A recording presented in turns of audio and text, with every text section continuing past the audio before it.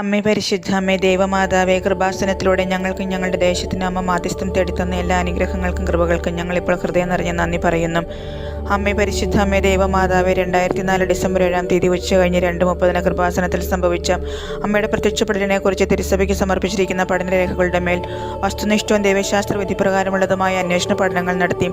ആ പ്രത്യക്ഷപ്പെടലിലൂടെ പ്രകടമായ ദൈവമാതാവിൻ്റെ പ്രത്യേക കരുതലും സംരക്ഷണവും വെളിപ്പെടുത്തുന്ന പീഡിതരുടെ ആശ്വാസവും പ്രവാചകരുടെ രാജ്ഞിയും വാഗ്ദാനത്തിൻ്റെ പേടകവും പ്രപഞ്ചപ്രകൃതിയുടെ മാതാവുമായി പരിശുദ്ധ അമ്മയുടെ ഭക്തി തിരുസഭയിൽ കൂടുതൽ പ്രചരിച്ച് ജീവിതത്തിൻ്റെ ദുരന്താവസ്ഥകളിൽ അകപ്പെട്ട് കഴിയുന്ന അനേകായിരം മക്കൾക്ക് ദൈവത്തിൻ്റെ സാന്നിധ്യവും സന്ധിപ്പും കൂടുതൽ അനുഭവിക്കുക വഴി ആത്മീയ വിശുദ്ധിയും ദൈവശക്തിയും കൈവരിക്കുവാൻ ഞങ്ങളുടെ കുടുംബങ്ങളെ ഇടയാക്കണമേ.